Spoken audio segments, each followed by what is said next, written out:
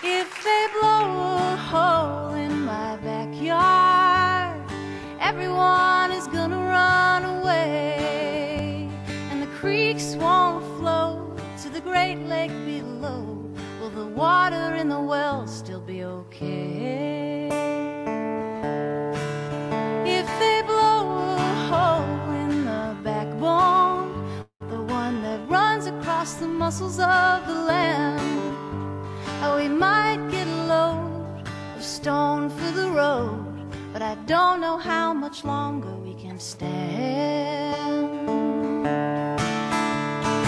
We'll need to build some new apartments, and I know we're gonna have to fix the roads. But if we blow another hole in the escarpment, the wild ones won't have anywhere to go.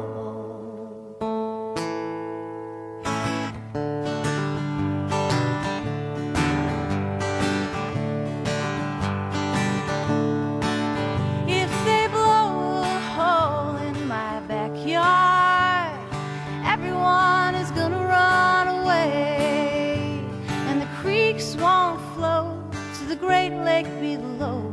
Will the water in the well still be okay? And we'll keep driving on the blind line if we don't know where we wanna go. And even knowledge that sound can get watered down, and truth can get sucked out the car window. Truth gets sucked out the car window. We're 2/3 water. What do we really need but sun and showers, soil and sea? We're 2/3 water. The aquifers provide. Deep down in the rock, there's a pearl inside.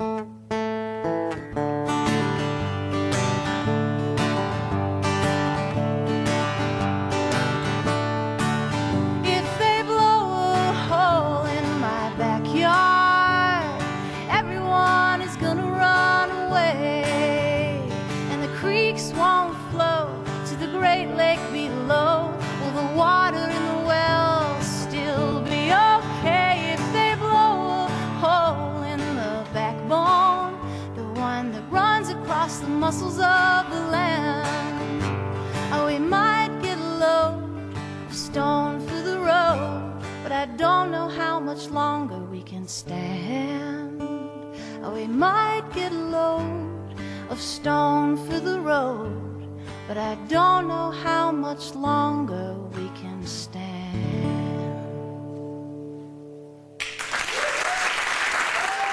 Hello, everyone, and thanks for joining us here tonight. Before we get started, I'm going to just take a quick moment to review a few Zoom tips tonight. So the first is that we do have closed captions available for this meeting. You can turn it on by clicking the live transcript button at the bottom of the screen, and you can adjust your subtitle settings there. And the next is that you have been muted, but we can hear from our wonderful speakers tonight, but we do really want to hear from you. So we encourage you to use the chat box, send messages, ask any questions that you have. The speakers will be looking in the chat box to answer your questions. And you can start off by introducing yourself, letting us know where you're joining from and why you're joining us here tonight. This meeting is recorded so that we can share it out with you after. So if you miss anything, you'll be able to catch it in the recording later on. And if you do have any any questions or you're looking for some technical support, you can message me in the chat, Megan for the Water Watchers here, or you can email us at campaign@reformgravelmining.ca, and Rachel will be happy to answer any of your questions there. With that, I'm going to turn it over to you, Judith, to start us off with a land acknowledgement. As you know, the Niagara region is situated on treaty land, and this land is steeped in the rich history of many First Nations, such as the Haudenosaunee, the Anishinaabe, including the Mississaugas of the Credit River. There are many First Nation, Métis, and Inuit people from across Turtle Island that live and work here on the Niagara escarpment. And we share land with Europeans, Africans, Asians, and our First Nations, all of us together. We all stand with our Indigenous peoples, past and present, in promoting the wise stewardship of the lands on which we live and for which we are deeply grateful. We would also like to acknowledge that the land on which we gather is part of the treaty lands and territory of the Mississaugas of the Credit. Ho.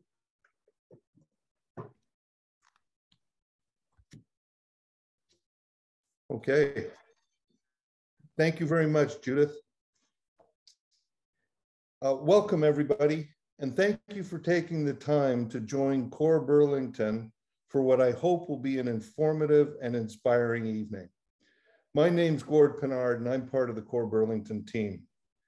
I'd like to take a moment to introduce you to and publicly thank the CORE Burlington leadership team that worked tirelessly behind the scenes in our fight against the Nelson Aggregates expansion application. Janet, Elaine, Ali, Marianne, Julie, Shari, Roger, Dean, Tibor, and Jim, thank you. Thank you for all you do to preserve the ecological integrity of rural Burlington. I'd also like to thank our go-to crew, a group of volunteers we regularly call upon with event organizing, basket making, flyer distribution, and any other tasks that we need feet on the ground. So here's our agenda for tonight. We're going to start with the CORE Burlington perspective, including why we fight so hard to protect the Mount Nemo Plateau, a bit of history on the Nelson Aggregate Quarry, and an overview of the application review process, and the highlights of what we've been doing for the last 2 years. Then we're going to zoom out, and Amy Schnurr from Burlington Green will talk about the climate crisis and the link to gravel mining. From there, Graham Flint from the Reform Gravel Mining Coalition will talk about the need to pause in new licenses to chart a new path forward for the gravel mining industry. After that, David Donnelly from Donnelly Law will talk about what needs to be done to be successful in our opposition to the Nelson Quarry expansion application. And finally, Mike Balkwill and Sarah Harmer will bring it home with what we need to do and what we need from you. That'll include our upcoming activities, some fundraising, and some closing comments. So that's a pretty full agenda. We better get moving. And I'm going to start by introducing our host for the evening, Mike Balkwill. Mike is the campaign director with Wellington Water Watchers, the campaign manager for the Dam campaign, and he's part of the Wellington Water Watchers team supporting CORE Burlington's community and political outreach efforts. Over to you, Mike. Thank you, Gord. Very pleased to be here. For those of you who are hearing it for the first time, when Gord says I'm the Dam campaign manager, that's because it's the acronym for Demand a Moratorium Now. And we'll talk a little more about that later. I'm going to be the host. I'm going to lead us through the meeting. I'm going to introduce the speakers. A couple of things I would like to ask you to do. Some of you have already started to do it, excuse me, but please introduce yourself in the chat box, say hi, and say where you're tuning in from, pardon me. The other thing is, we're in Zoom, but I'd like you to imagine that we're all in some community hall together. I'd like to try and generate that feeling so we can kind of feel each other, see each other's energy, remember what that was like in the before times. And I'd like to encourage you to chat through the chat box. And that can include making comments, cheering, using the reactions button at the bottom of your screen, whatever that is.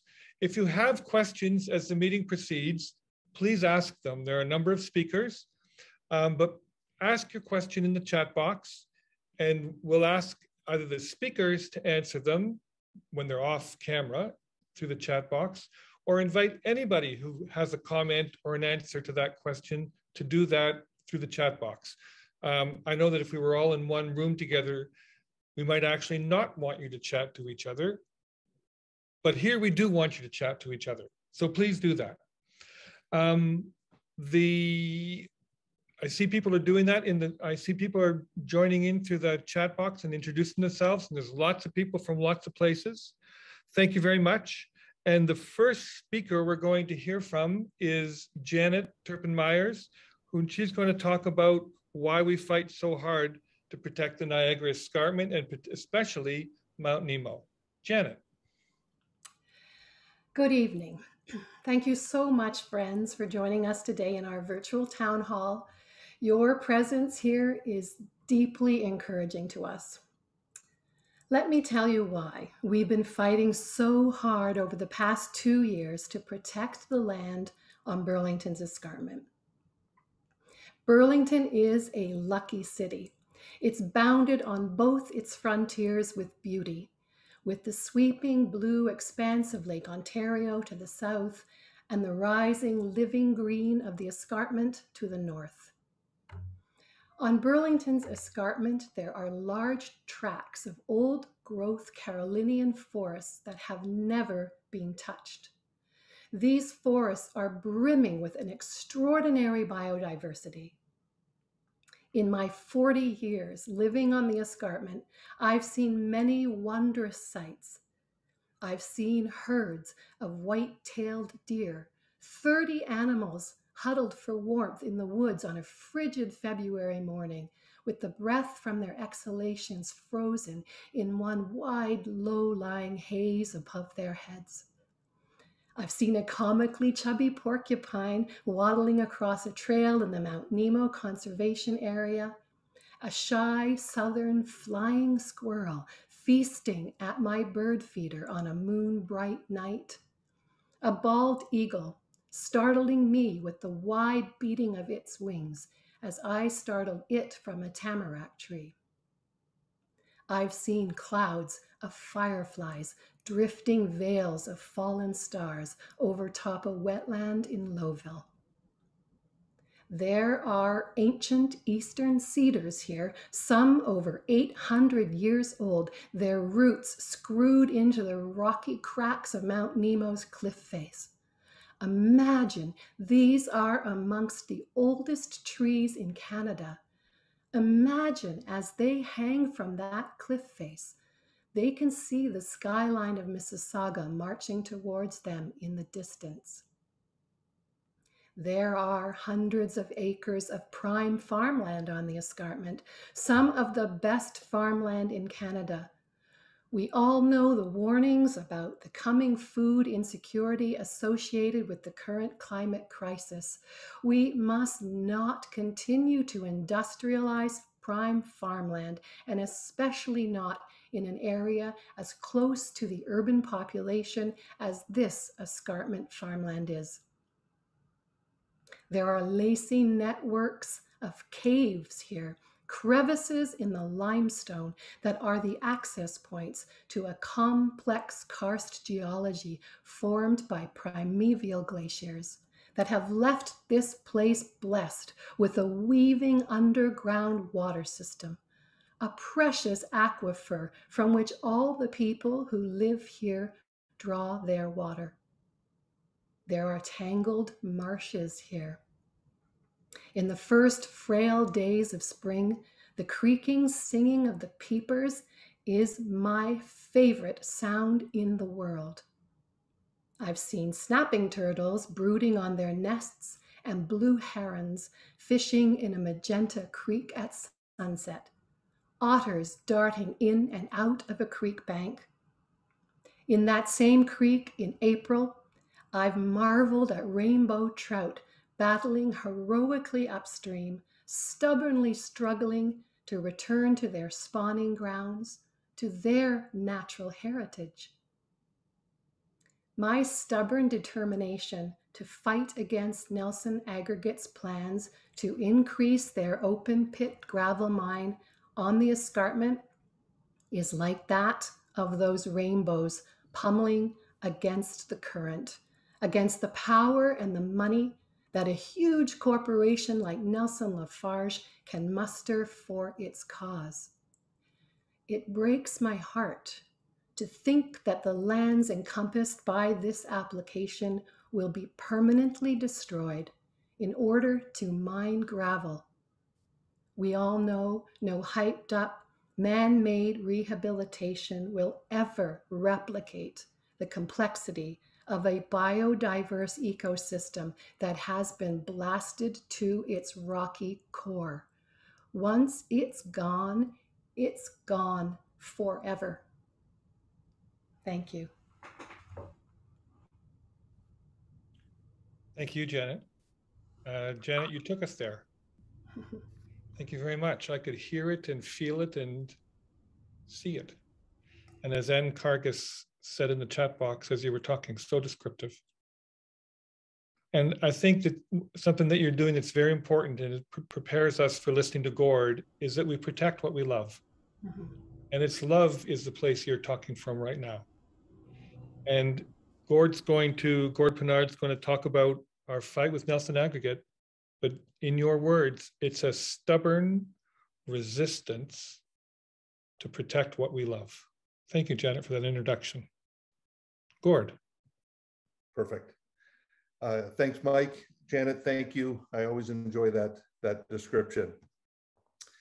Nelson's current operation is a 540-acre below the water table quarry existing on Mount Nemo that's been here since 1953. The video you see playing in the lower right really shows that stark contrast between the lush green agricultural lands of Mount Nemo and the lunar landscape created by Nelson in their mining operation. This site is rapidly approaching the end of available aggregate. However, according to Nelson, the rate of production has been reduced and extraction could continue for another 50 years. Although it appears that they're importing a significant amount of finished aggregate for resale to cover the reduced production. The current site also imports massive quantities of waste construction fill that undergo limited testing and is not associated with site rehabilitation. We can't let the future of this site become a waste construction fill dump. Next slide, please. In 2004, Nelson Aggregates made application for a 204-acre expansion located on the south side of number 2 side road. That's the red trapezoid you see on the screen. The application was opposed by the City of Burlington, the Region of Halton, Conservation Halton, and the Niagara Escarpment Commission. After 8 years of opposition, in 2012, the application was unanimously rejected by the Joint Board. I'd like to acknowledge Roger Goulet and Sarah Harmer from Pearl, who, working with David Donnelly, successfully led that 2004 opposition. And all three have been instrumental in helping to set up CORE Burlington and build a strategy to continue their success in protecting Mount Nemo. Next slide, please. Now, despite that 8-year fight, thousands of volunteer hours, millions of taxpayer dollars, and community donations spent, and the unanimous joint board decision in 2020, like a zombie, a new expansion application has risen from the dead. The proposed footprint to the south has shrunk, but the Burlington Springs Golf Course on the west side was added. The application contemplates a license area of about 200 acres with 124 acres of extraction and full integration with the existing quarry for all processing, storage, and shipping. Nelson indicates the potential to enter into an agreement to complete extraction of the new sites within 30 years. but the terms of that contemplated agreement have not been shared, so how can we have any confidence it will actually be implemented? The application requires 6 approvals: a development permit from the Niagara Escarpment Commission, official plan amendments from the city, the region, and the Niagara Escarpment Commission, a new operating license under the Aggregate Resources Act from the MNRF, and a site plan amendment for the existing site, also from the MNRF. So I'm going to pause here. I think we have a poll for everybody to take your temperature on this issue. Okay, looks like we're done with that. That's a pretty resounding opposition to another run at this. 94% vote no. Thank you. All right, CORE Burlington has reviewed the application documents and identified many threats and risks associated with the proposed quarry expansion application. They include air quality modeling deficiencies and unsubstantiated assumptions, which create questionable estimates of air emissions and the threat to human health. Fly rock associated with blasting is a phenomenon that can result in projectiles traveling outside the blasting area with catastrophic results. The planned blasting does not include safety setbacks specified in the full application of the blasting model being used. The video that you see playing is an actual blast from the quarry that was captured by our drone. It's hard to grasp the scale, but look at the size of the dump trucks in the foreground relative to the height of the rock wall that comes tumbling down and the dust cloud associated with it. There are also threats to the natural environment, including incomplete species studies that do not address the known to be present species at risk and the permanent destruction of 200 acres of prime agricultural land. The continuous dewatering of the quarry and the importation of excessive amounts of inadequately tested waste construction fill threaten both the quantity and quality of ground and surface water. Operations of the existing quarry and the proposed new quarries bring 600 to 700 trucks per day on the local roads, increasing the road safety threat to pedestrians, cyclists, cars, all who share this road, mostly a 2-lane rural road, with the trucks. The final rehabilitation plan is based on an after-use vision that's nothing more than a conceptual drawing without a source of funding, an owner, and approvals. It relies on site dewatering forever and the importation of an estimated 200,000 truckloads of poorly tested waste construction fill to raise the quarry floor by 3 to 4 meters. JART is the Joint Agency Review Team. It's made up of representatives from the city, the region, Niagara Escarpment Commission, and Halton Conservation. And they're coordinating the technical review of the application documents and will ultimately support decision-making by the city, the region, and the Niagara Escarpment Commission. JART's review has identified over 900 deficiencies in the application documents submitted. Next slide, please. Okay, this is a busy slide, I admit, but it highlights the complexity of the application review.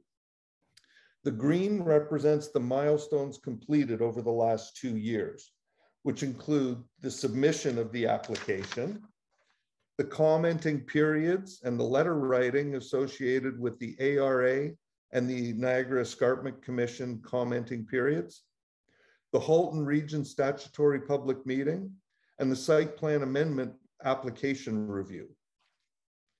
The purple represents the milestones yet to come. We're expecting responses from Nelson to the ARA objections that many of you submitted late in 2020. There's the final JART technical report to be issued, a public meeting with the city of Burlington, and then approval decisions need to be made, first by the NEC, followed by the city and the region. We expect all of those approvals to be rejected, which will then trigger Nelson to appeal to the Ontario Land Tribunal. If you're not familiar with that, you may be familiar with the original name of the Ontario Municipal Board. Getting a place in front of the OLT and the pre-work required means a hearing would likely not occur for a year after that. An optimistic timeline for these remaining activities is roughly 18 to 24 months away, with a number of factors that could further delay this. The final JART report. The JART is still waiting for Nelson resolution of the 900 deficiencies that have been identified. Delays related to the 2022 provincial and municipal elections, and the timing for the actual OLT once the appeal is officially initiated. So when will the decision be made?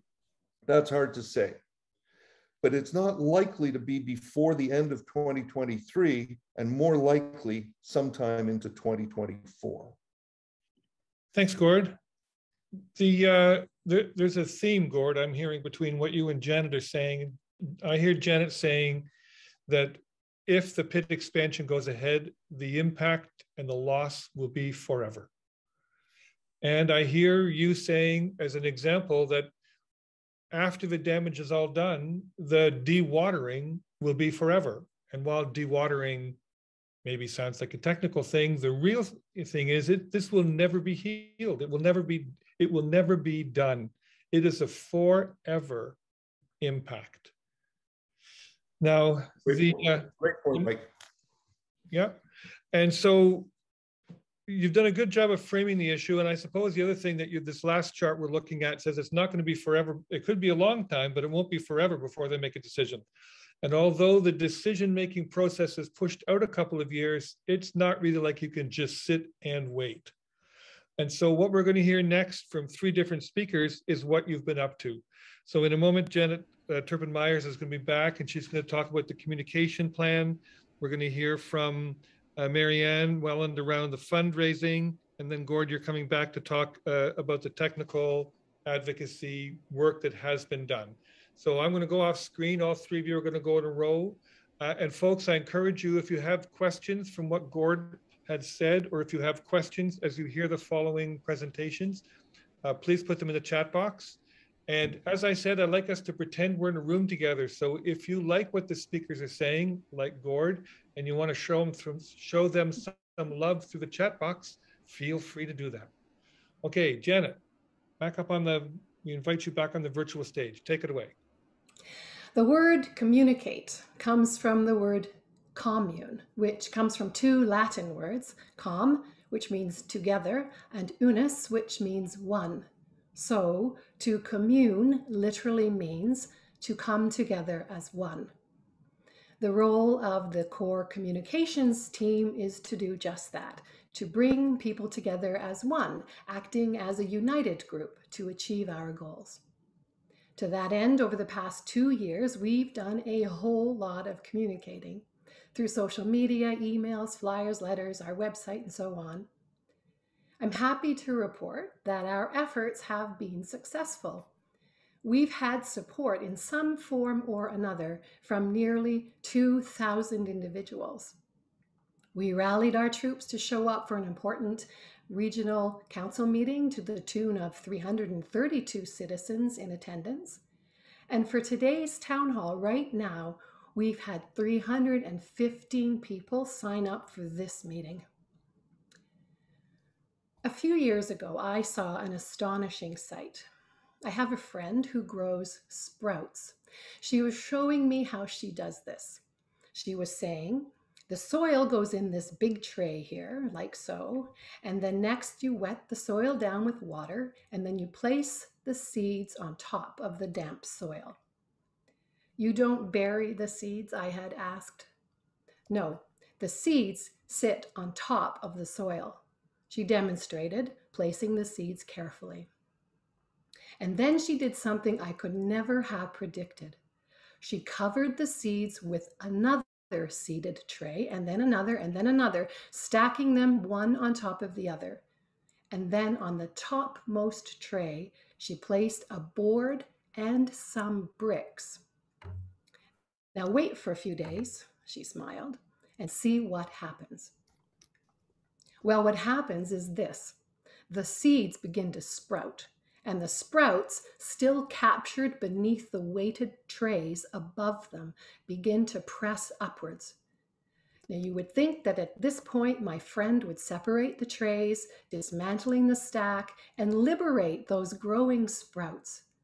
But no, the trays and the board and the bricks all stay put.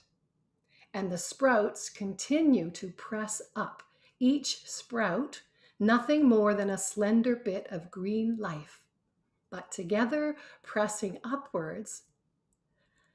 Unbelievably, this community of sprouts begins to raise the trays and the board and the bricks. At some point, my friend said, the sprouts raise the weights so high the bricks actually topple off. Now, since that day, I've seen many times with my own eyes this extraordinary toppling of the bricks by sprouts. It's a wondrous sight. That crowd of delicate shoots of green raising the disproportionate weight that bears down upon them. One little sprout on its own cannot accomplish this strongman feat, but a whole trayful, hundreds of them, can and do. I asked my friend, what is the purpose of laying on all that weight? She told me that it was the pressure from the trays and the bricks and the board that first forces each seed down into the soil.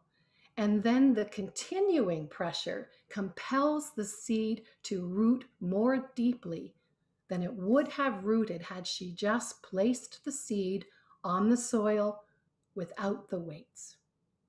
And then, in turn, this deepened root strengthens the growing sprout, and then this strengthened sprout pushes vigorously upwards, stretching for a light which it cannot even see, still trapped as it is beneath the darkness of those weights. I find this mind-boggling. This is proof, isn't it, embedded in the very core of a humble seed. That top heavy pressure bearing down upon the so-called meek can actually be an invigorating force. That obstructions that block us from seeing the light can strengthen us. This is the power of grassroots energy against the Goliath. So, whenever you take on a fight with a gargantuan opponent such as Nelson Aggregates, please be encouraged by this intrinsic truth taught to us by these humble sprouts. The might of the many can indeed prevail against the power of the mighty. And now, I would like to introduce you to Marianne Welland, who is the team leader of our CORE fundraising team. Thank you. Hello, everyone. I'm Marianne Welland. I live on number 2 Side Road west of the Nelson Quarry. When our volunteer group formed 2 years ago, we understood from the prior group that fought the quarry 15 years ago that we'd need to raise about $100,000 every year.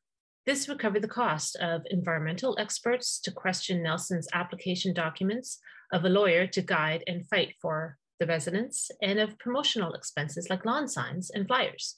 Julie Wupenoff and I have become very creative in this temporary COVID world and are so thankful to all of you who volunteered their time to help, and those of you who've generously made donations and purchases. CORE Burlington raised $24,000 with fundraising events in 2020, plus $46,000 in cash donations. Last year, we raised $47,000 with fundraising events, plus $16,000 in cash donations. So to date, we've raised $133,000. Thank you so much. let's take a look at some of the fundraising events that you participated in and helped us with.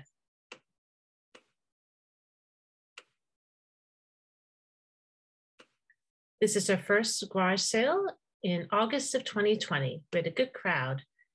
Then there's Julie Lubinoff. She used to own a gift basket business, so she's fantastic at making baskets. These are our first ones at Thanksgiving. And then we had a silent auction. Robert Bateman, who used to live on the escarpment, generously donated 3 of his prints for this auction. Then we had our holiday gift baskets for Christmas 2020. And then we had some online classes. Here's painting class with Artfully You. There's a cooking class with Paradiso Restaurant. There's a beer tasting lesson with Nickelbrook Brewery. And then we had gift baskets for Mother's Day. And then we had Father's Day, we had an online auction. And then to mix things up, we had a spin the wheel event. And last summer, we started our Adopt a Jeff salamanders. So Dean, who's another volunteer, he was able to cut out these wonderful acrylic salamanders to paint. So you can see our display on Cedar Springs Road between number 1 and number 2 side road. Then we had another garage sale in September of last year, another pumpkin drive. And here's a holiday market at Nickelbrook Brewery. And more gift baskets at Christmas time. So there's Dean, and him and another volunteer, Andrew, created these crates to use as basis for the gift baskets. So we'd like to thank you so much for supporting CORE Burlington. Wonderful. Thanks so much, Marianne, and congratulations to all of those in the fundraising effort. It's a remarkable accomplishment.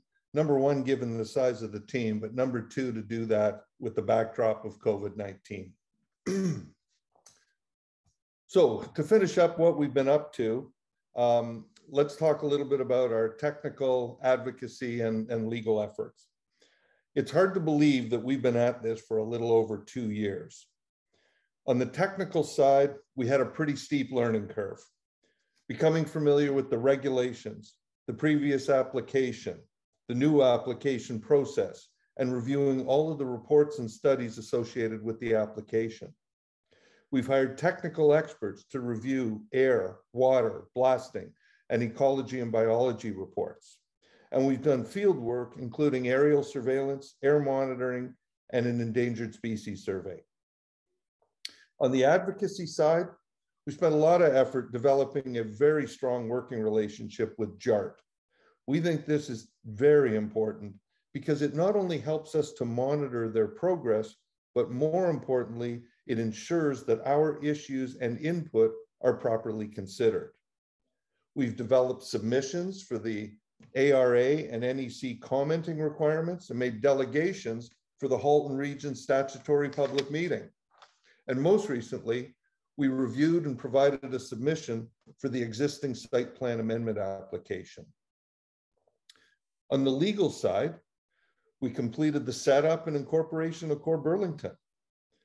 We've selected and engaged a number of the required technical experts. And keep in mind the importance of this activity. These are not just report writers, but these need to be highly credible technical experts, as they will ultimately serve to testify at the anticipated OLT hearing. We've developed our strategic execution plan, and we've secured interested party status and participation in the current OLT hearing for the new Burlington official plan, which is being appealed by a number of parties, including Nelson and the industry advocacy group, OSSGA. The graph on the right reflects our spending over the last 2 years and our budget for 2022. There's 3 main areas of spending. The blue represents our spending on technical experts, and that continues to ramp up as we dig in deeper on the technical areas noted earlier. Our legal spend, shown in orange, on average is pretty flat through the end of this year. But as we get closer to the OLT, our legal effort and the associated spending will grow significantly. And the gray area represents our communications budget, which is also ramping up in 2022 with our increased focus on political and community outreach and our engagement of the support from Wellington Water Watchers. So based on our plans for the next 6 to 9 months, we have a budget of $75,000 that could increase throughout the year depending on our legal and our technical needs. Thank you, and back over to you, Mike. Thanks, Gord. The CORE Burlington group that Gord is and others, and Janet and Marianne and are presenting tonight, you are the formal leadership group of what clearly is a community effort that's well supported by the community. And it really is the community coming together to protect Mount Nemo and to be all of those sprouts that throw off that brick. That was a very inspiring story, Janet. And with your permission, I'm gonna borrow it and use it in other communities. And I hope later, this is like asking for a recipe, Janet. I hope you'll send me that pictured story later so I can tell it other places and credit you for it. It's very effective.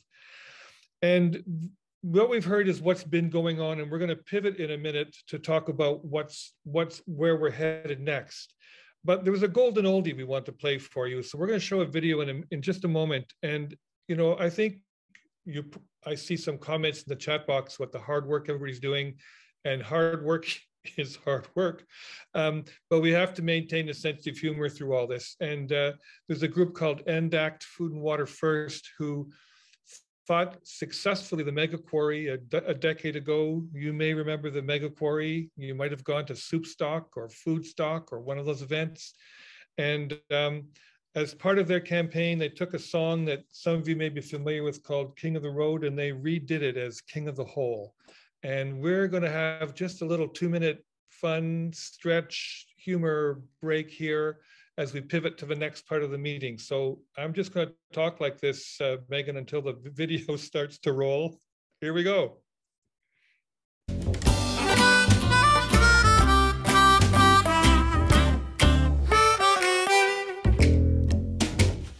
Farmland for sale or rent, to dig a mega-quarry that makes no sense.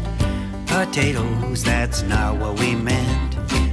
And now you want environment assessment. I said 2 hours from Toronto, we got limestone to build more condos. We're the Highland Company, king of the whole.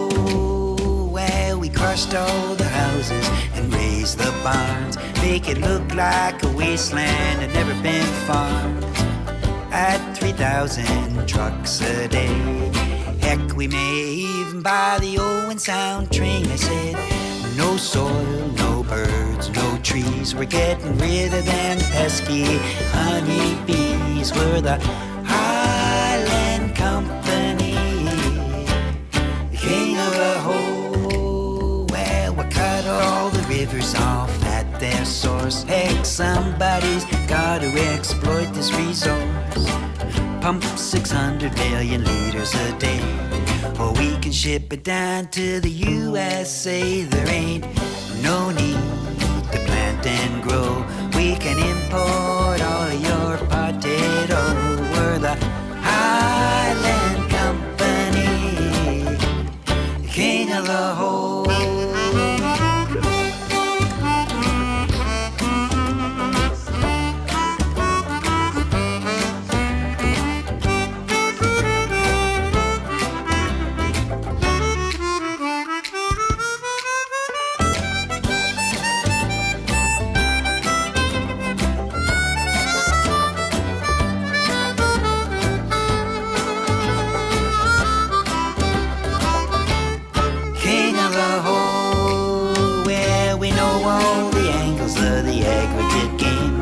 All the politicians and the lawyers' names, spin the facts so they have a green sound. Try to buy every mayor in every town. I said, farmland for sale or rent, to dig a mega-quarry that makes no sense. We're the Highland Company. company. King of the whole, king of the whole, king of the whole, king of the whole, king of the whole.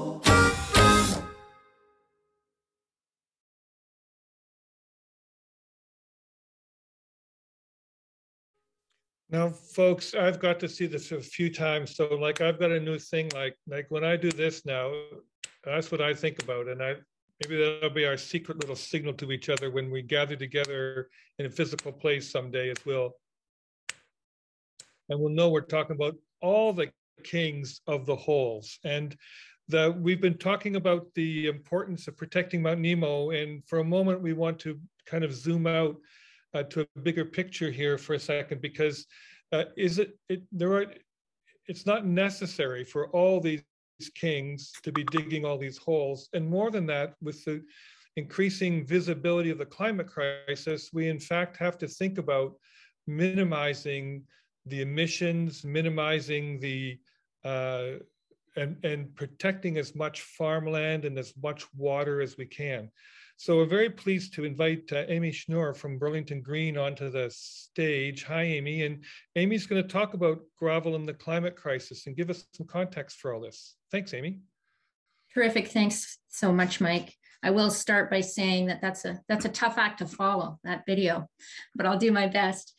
And really hats off to CORE volunteers and all the tremendous impactful work that you're doing. And when I was speaking with Gord earlier about coming here to speak about climate crisis and gravel mining, I suggested to Gord that, you know, as compelling as they are, I'm not sure that the facts and figures alone, you know, about the significant impact of this industry as they pertain to the climate crisis is going to really do justice to serve what's truly at stake here.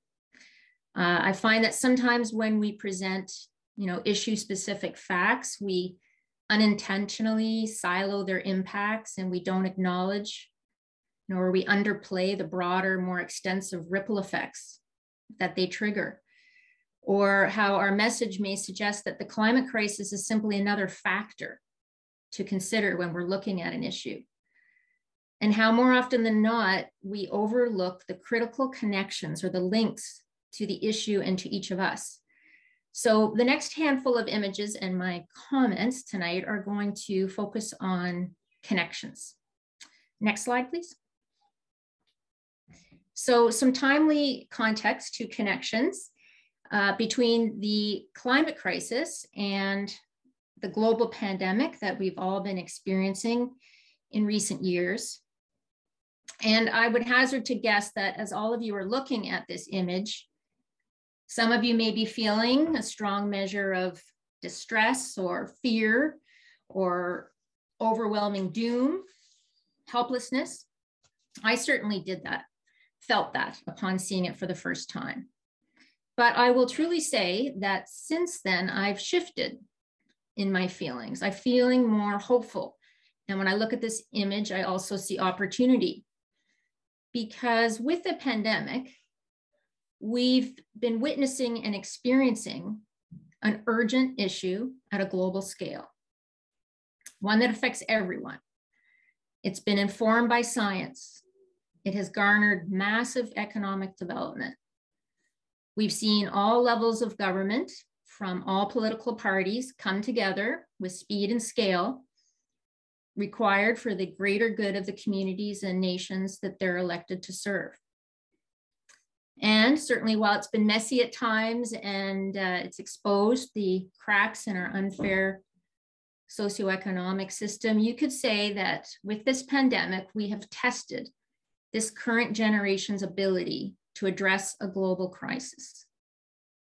When it's deemed an urgent priority, we can find a way forward. Next slide, please.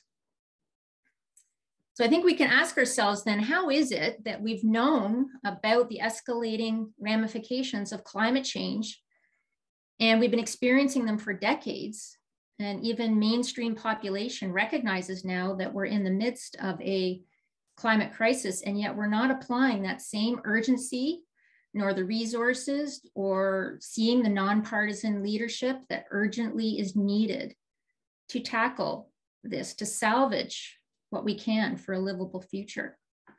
Where's the disconnect? And I will say, I was thinking earlier this evening that how recently, when much of the community rallied to protect at-risk farmland in Halton, and we were speaking to politicians about urban sprawl and how its associated higher greenhouse gas emissions is a step backwards when we're trying to tackle climate change. And it was interesting because a politician I was speaking with made the point of saying to me that the climate change argument doesn't always work very well. And you might want to try a different tactic. So let's pause on that just for a moment, folks. Let's consider that, the Intergovernmental Panel on Climate Change, which consists of thousands of international scientists, and it's arguably the greatest scientific endeavor in history, reinforced just last August through their report that, we're now dealing with a code red for humanity. Right? The alarm bells are deafening. The evidence is irrefutable. Greenhouse gas emissions are choking our planet, placing billions of people in danger, and global heating is affecting every single region on the earth, with many of the changes becoming irreversible, and that we must act decisively right now to avert further climate catastrophe. So the suggestion of climate change as it pertains to urban sprawl issue or the aggregate issue or any issue that matter, that it be considered merely a tactic, I think flags a pretty significant disconnect. Next slide, please. So perhaps like me, you have your own views as to why the urgency of climate change is not being acted on with the seriousness and speed and scale that is required. But I think that's for another day. And I wanted to just zero in right now and take a closer look here at home, if we can connect the dots to gravel mining and climate change locally. Certainly, absolutely. Is there a need for aggregates, the sand, the stone, the gravel that builds our roads and our highways and our homes and buildings and bridges? Absolutely. But given that climate and the biodiversity crises are at play here, business as usual for this, and arguably all industries, cannot continue if we are to avoid even further disastrous effects caused by climate change. We, in our connected future, cannot afford the continued wastefulness, the production of GHGs emissions, the impacts to our air quality, water, species we share environment with, and the irreversible degradation of natural and farmland areas that come with the aggregate industry. The cement industry alone is responsible for a whopping 8% of the total global emissions, and it's expected to climb to 12% by 2060. And it's estimated that if the aggregate and associated building materials industry was a country, they would be the third largest GHG emitter in the world. So we know that the climate science, that our one and only planet Earth cannot support escalating emissions.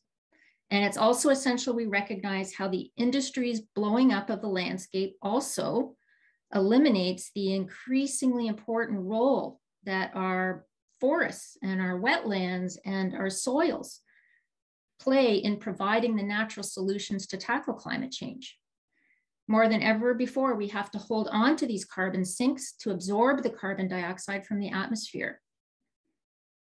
So no doubt we're going to continue to live in a world that is going to need aggregate supplies and in some form going forward.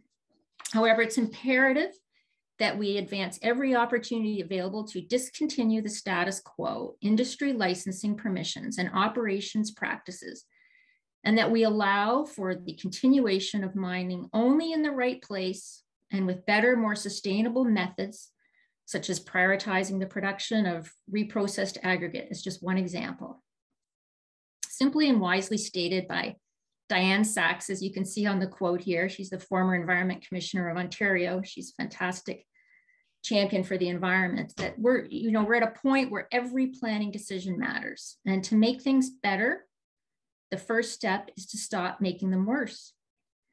And allowing quarry operations to continue with current practices, and in this case, on the globally recognized, UNESCO World Biosphere Reserve, no less, has always been a bad idea and is even worse idea now. Next slide, please. So for my final point about connections and where each of us come in, and why issues like this one, no matter how close or far away we live from the immediate area of the quarry and its environmental destruction, I wanted to just share a brief personal story, if I may, because for me, and maybe it'll resonate with you, but it wasn't the environmental science, it wasn't the ecology classes at school, it wasn't the various grassroots campaigns that I participated in over the years that really helped me to acknowledge and appreciate how the negative changes to the environment actually affect me personally, and vice versa, how my actions affect the planet, our home. It, for me, was the rare gift that I've had in relations with Indigenous elders over the years, who've generously shared with me their traditional teachings. And it has been those teachings combined with working with children in a natural environment that have actually reinforced or given me, I guess, that aha moment when it comes to understanding connections and how it pertains even to this specific issue. So it was about 25 years ago when I was working as an outdoor educator at nearby to Mount Nemo, Crawford Lake, where I was enjoying a noon-hour walk with a wonderful person, a friend, Chief Jake Thomas. And we were going for a noon-hour walk, and I explained to Jake how I had spent that morning, like many mornings, where I was so privileged to be out on the trail in the forest with a group of children. And one of the activities that I enjoyed doing with the children was very simple, and yet again, it was profound for me. And I think it taught the children quite a bit. And I just asked the children to spread out on the trail in the forest and just really pause for a moment and take in the smells and the sounds of nature, really soak it in. And as they spread out in the forest, I pulled a ball of string from my backpack. And one by one, I went to each child and I passed them a piece of that string. It was all connected. It was one long continuous string. And by the time I reached the last child, before we knew it, we had created together a web, a connected web. We were all connected. And then I asked each child to choose whatever they wanted, any element of nature they would like to represent for the activity. And within minutes, we had children representing frogs and moss and soil and mammals and trees, and even the less likely insects, air, sunshine, water. And before you knew it, everybody was part of this ecosystem or this web. And for the last child, I would say, now I'd like you to choose a human activity, something that you would represent a human being in this space, because we're all a part of this ecosystem as well. So the child might choose to be a hiker entering the forest, or maybe entering a pollutant to a nearby body of water, or a logger taking down some trees. And actually on many occasions, an introduced activity would be quarry activity, because from Crawford Lake, we of course knew and experienced the nearby quarry activity of Mount Nemo. And standing perfectly still, them all considering what their role was within this web, on the count of 3, I would ask that child who represented that human activity to just give a quick tug of the string. And then I would ask whoever felt in that web the slightest movement to that piece of string to raise their hand. Every single child raised their hand. And I would say that every group that I did that with, from kindergarten children to corporate groups, university students. They all put up their hand. Now, obviously, those that were closest to that human activity, to that child that pulled that tug of the string, they felt it more impactfully, more strongly than those that were further away. So maybe paralleling on the Niagara Escarpment at Mount Nemo, that the people that lived immediately closest to this quarry activity, they feel this the strongest. But make no mistake, all of us feel the impact, the ripple effects of this aggregate industry. And I'll never forget when speaking to Jake Thomas and telling him about this activity and how it was really an informative experience for the children. It really seemed to resonate with them. They really helped them to connect the dots. It was curious that he said to me, wow, you really included all of the elements of nature. It was amazing that the children's creativity, how they could think about all of those things and look at them. And he said, but did no one mention the rocks, the foundation? And I paused because I thought, in all the years that I had been doing that activity with so many groups, I don't ever recall any of the participants choosing the rocks. And yet that was the first thing that he acknowledged. And he mentioned that it's so important to remember the rocks, our foundation, that life does not begin from the soil up. It's important to include all the Earth's elements, and how rocks are considered to be the wisest of them all. They're the grandfather rock, and how they too need to be part of the circle of life and contribute to what we call ecosystems. They need to be part of the connections. And so, last slide, please. I make no apologies for what some may consider to be an unrealistic view or an oversimplification of the issues at hand, because the science is in. The opportunities and solutions exist and can be developed. The crisis is very real. And I'm hopeful that if we truly look to issues like this very one tonight, and others, in which there are many, and we truly understand and act responsibly, acknowledging the connections that exist, we can work with some common ground to achieve a livable future. Thanks so much for your time. I really appreciate it. Thank you. Thank you. Thank you, Amy. You said a lot, and that story about the web at the end is quite moving. I could feel it kind of connects me to Janet's story at the beginning, and I can feel myself sprawled on the ground there as you described it.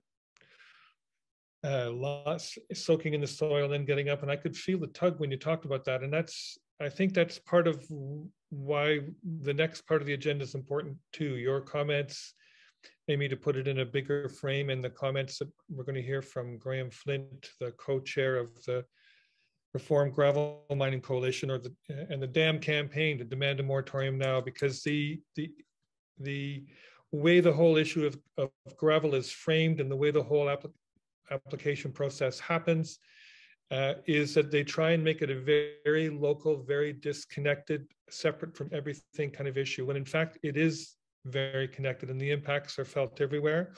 And the climate, I won't repeat anything you said, Amy, but the climate crisis is making it even more clear that we're all connected. So in just a moment, we're going to play a video, a 2-minute video. It's called "We're In Too Deep," and I think just fits in the theme of what you're saying, Amy. We're in too deep, and we've got to pause, as Diane Sachs says, and stop making it worse is the first step. So I'm going to keep talking like this just for a few seconds till Megan gets the video rolling, and then after that, Graham Flint is going to speak. We're in too deep. For decades, the gravel mining industry has blasted, dug, crushed, and trucked across Ontario with apparent impunity. And we've let them. Year after year, the leaders we've given the job of protecting our province to have handed them the shovels and said, go, dig more. Go dig over 5,000 enormous sites in our backyards. Go dig out 13 times more gravel every year than what we use. Go destroy 5,000 acres of land a year and take up to 4.6 billion liters of precious water every day. Go destroy the natural environment and damage our communities while paying less property tax than some single families do. Go accelerate the climate crisis by feeding sprawl, highways, cement production, transportation, and other massive causes of greenhouse gases. And finally, go do it all without any consent of First Nations, as our Constitution says you must. It's already too late for some communities. Those who bravely fought the impossible David versus Goliath battles they rarely had a chance to win. This multinational, foreign-owned industry is so unchecked and self-regulated and so deep-pocketed that the moment you try to stop one site, another appears somewhere else. So we're not going to do that. Instead, we're going to say enough. No more new sites, period. We, the people of Ontario, demand that our government impose an immediate moratorium on all new gravel mining approvals until an independent panel can chart a new path forward. One that will honor First Nations treaties and obligations, prevent more climate destruction, protect groundwater and farmland and endangered species, and give the communities dealing with these sites more say in how land use is decided. Sign the petition to demand a moratorium now at reformgravelmining.ca. Good evening, everyone, and thank you for inviting us to join you here tonight. I have to say, every time I look at that video, I'm moved and motivated. And if you didn't recognize the voice, I'll give you a little inside information. That's Sarah Harmer, our own local celebrity, doing the narration. I've been working on gravel mining issues for almost 2 decades now, in various roles since our community, my community, was threatened with what would have been Ontario's 3rd largest gravel mining site by anticipated production value. For those who don't know, my community history is located very close to Mount Nemo, just north of the village of Carlisle in Flamborough, now part of the city of Hamilton. And our fight was fought during the first Mount Nemo battle, starting in 2004 and ending in 2013 with the withdrawal of the application by the proponent. We monitored and studied Pearl's activities. I attended several days of the joint board hearing and saw firsthand what an outstanding job your community did in first making people aware at just what was at stake, then building a broad base of support, and finally taking a strong technical and legal arguments forward and securing the outcome that you earned. Knowing all the efforts that went into that victory, I can't begin to tell you just how unjust I feel it is that you're facing, for all intents and purposes, the same battle once again. My heart truly aches for you, and my determination grows for the need to ensure that this kind of injustice stops. But tragically, the injustice you are facing isn't an isolated situation. In Ontario, we have a gravel mining industry that's out of control. And the provincial government, who has the responsibility to provide oversight of the gravel industry, is failing us. And it seems at times like the industry is behaving like it's the Wild West once again, with land banking and the bullying of communities until they finally get their way. And it is happening in community after community right across Ontario. And while the conflict over the gravel mining situations are waged locally, the impacts are widespread and systemic and everlasting. The cumulative impact that gravel mining has in Ontario is huge. It is because of this that we formed the Reform Gravel Mining Coalition and launched our DAM campaign to demand a moratorium now, DAMN, to call for a pause, a timeout, to borrow Diane Sack's words, to stop making the situation worse until an independent panel can review the situation around gravel mining in Ontario and chart a new path forward. And before everyone worries that we don't really understand the difference, we understand that the formal term for crushed sand and stone and gravel is aggregates, but the everyday person just considers it all gravel. And so that's why we call it what we do, but we do understand the difference. And if you had an opportunity to attend our launch event, or you've seen us on social media, you may have heard some of the information I'm about to share with you. But I have to share, as we study the gravel mining issue in preparation for launching our activities, what we found even surprised some of us long-timers that have been involved in this issue for years. Did you know that the province of Ontario has authorized over 5,000 gravel mines? And that those sites have authorization to extract 13 times the amount of gravel we actually use each year? To be clear, they're not digging up 13 times and putting it into huge piles, but they've been given permission from the province to do so. Did you know that on average, over the past 30 years, another 5,000 acres of Ontario is handed over to the industry by way of new gravel mining authorizations each year? And that over the last 20 years, the acres of natural environment that have been dug up and destroyed have increased by over 45%. The scale of this industry on the Ontario landscape is huge, and it's growing. And what's even more disturbing is that over that same time period, when the scarring of Ontario's landscape has been increasing, the amount of gravel we actually use has been decreasing. In the first decade of this century, we used on average, from the years 2000, 2010, about 168 million tons a year. In the next decade, from 2011 to 2020, that number went down to 157 million tons. And during that time, Ontario's population grew from 12 to 15 million. The industry has been responding to the launch of our campaign, and the messaging we get back is, oh, you don't understand, you don't get it, you're not in touch with what's going on. They're claiming that Ontario's population is anticipated to grow by 4 million people over the next 25 years. And as a result, we're going to need 192 million tons of gravel per year. Well, those same types of predictions were made back in 2009, and here we are 13 years later, and they haven't happened. In fact, the population did grow, but the consumption of aggregate declined. And one of the roots of this unchecked growth across Ontario is a provincial policy statement provision that states there is no need to show need for a new gravel mine in Ontario. Let that sink in. All the impacts that this industrial activity has on the landscape. And we have a formal policy in Ontario that states there is no need to show need for a new gravel mine. And while all these objective measures tells us that we need to reform gravel mining, so do the larger global issues that we're facing. The majority of gravel consumed in Ontario feeds highways and urban sprawl, and those activities are the drivers of climate change. And as Amy's story so vividly demonstrates, it's all connected.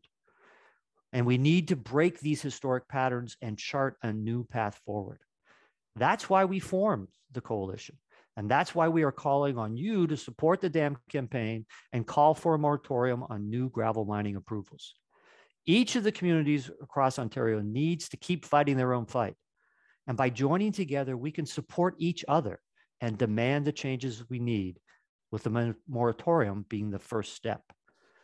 To fight issues like climate change, we all have to protect our backyards and each other's backyards. Never be discouraged by the label of a NIMBY, not in my backyard. Protecting your backyard is a badge of honor. The Reform Gravel Mining Coalition has invited supporters from across Ontario to join us here tonight. And we encourage you to join all of us for other communities meetings that we'll be holding in the upcoming weeks and months. We'll put a link into the chat box to the Reform Gravel Mining website, reformgravelmining.ca. And we ask you to use that site to see those opportunities to join other communities and to sign the petition, the dam petition.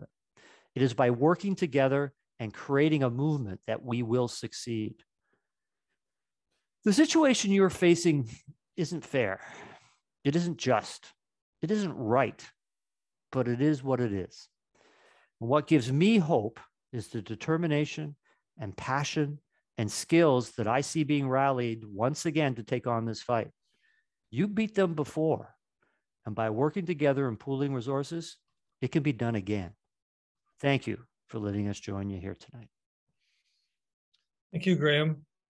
And thank you, Graham, for being part of the movement still. I mean, I think it's a long time ago that you successfully stopped St. Mary's in your community, and you've served in many roles as you described, and you've signed up again to keep it going. So folks, it's okay to show Graham some love in the chat box for being here with us and for leading this next part of the campaign to call for a moratorium.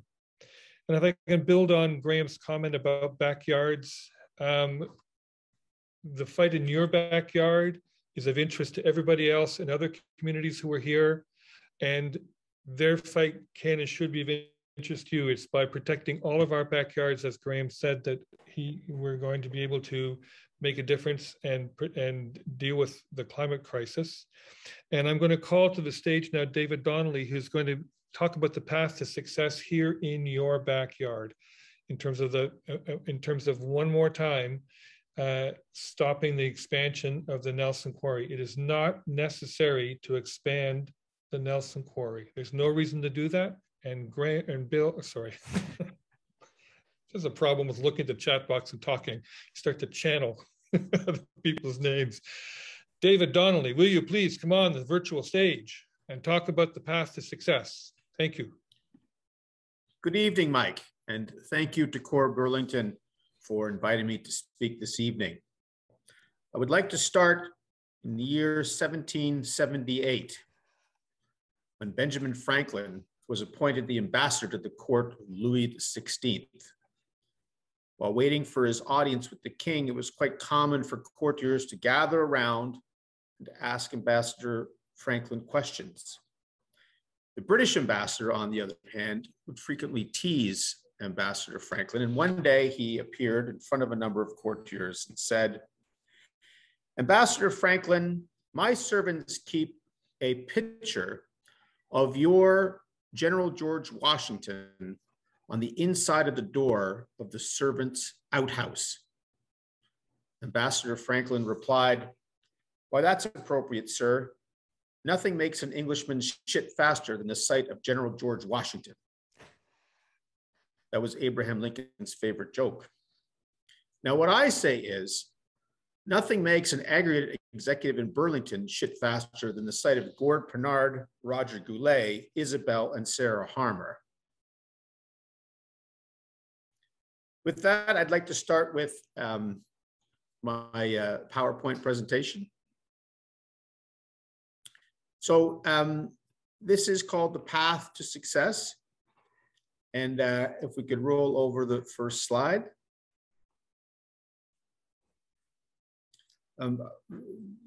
Donnelly Law, been in practice since, 1999, and have been serving citizens groups fighting quarries for decades, including Pearl and the Nelson Aggregate quarry fight.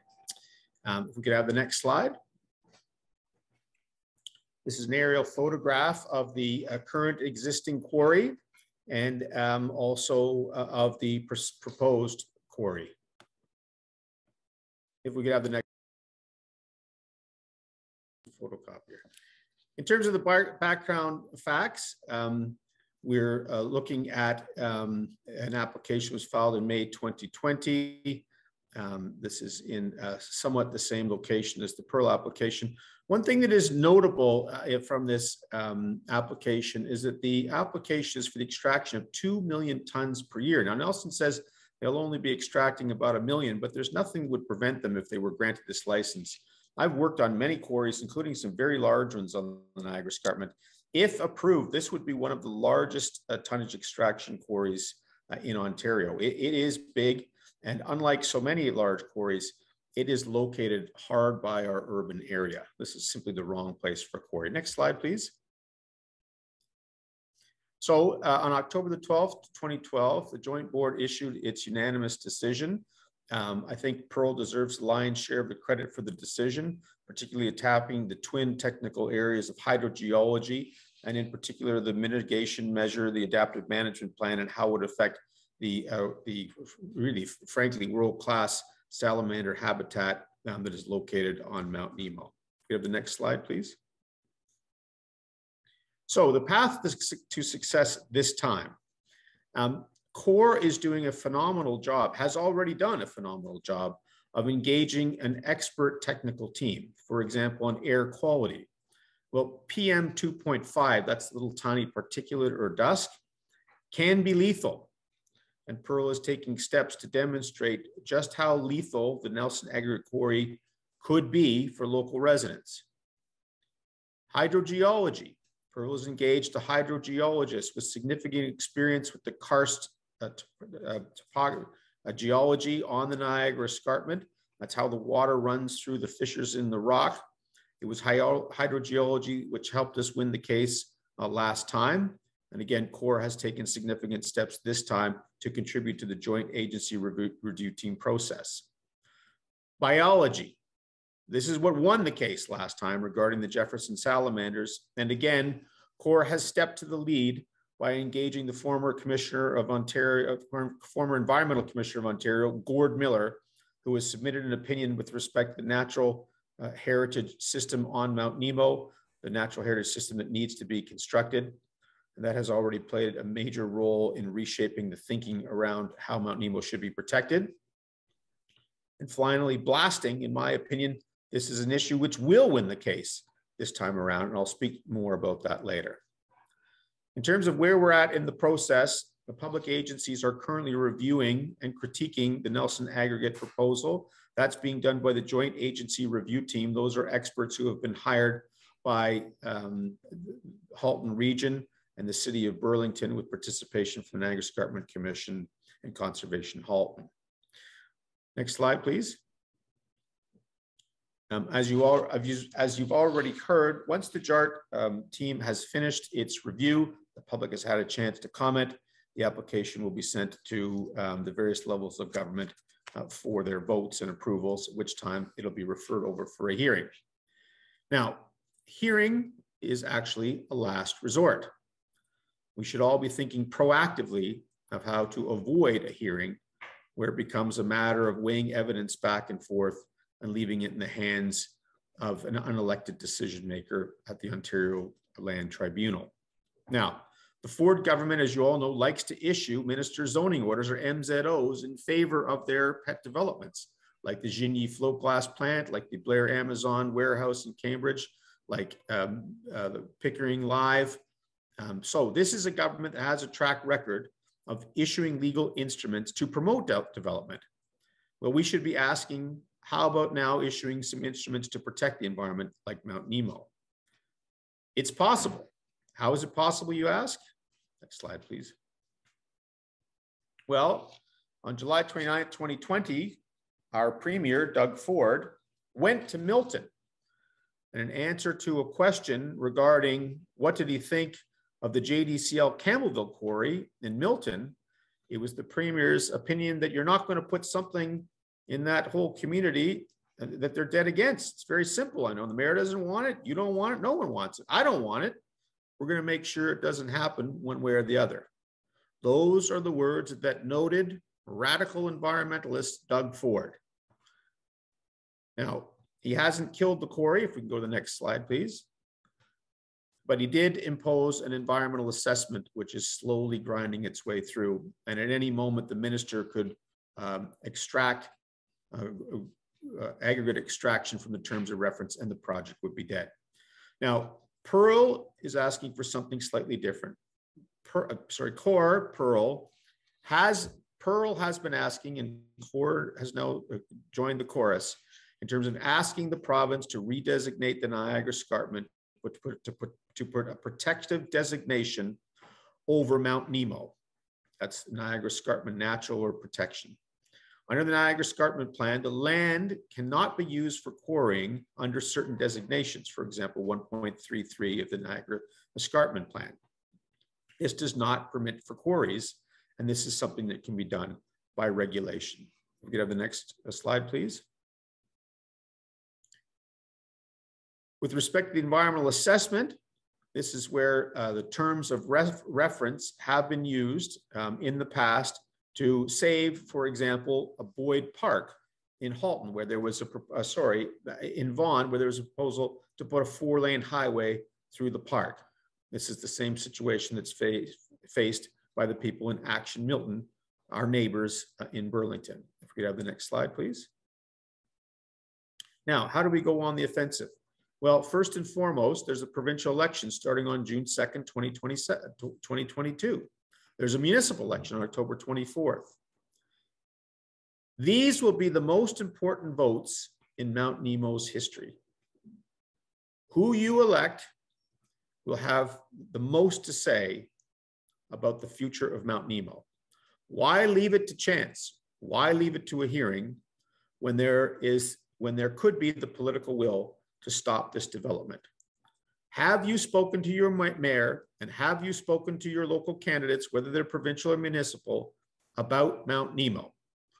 Every time I hear that song, Blow a Hole in the Escarpment, I think to myself, when was the last time I talked to a politician about an issue that's dear to me?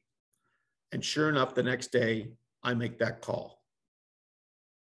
Now, the great news is you have got one of the elite coalitions fighting to save Mount Nemo.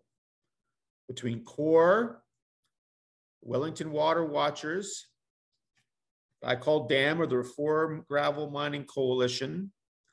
This is one of the greatest environmental coalitions that has ever been conceived.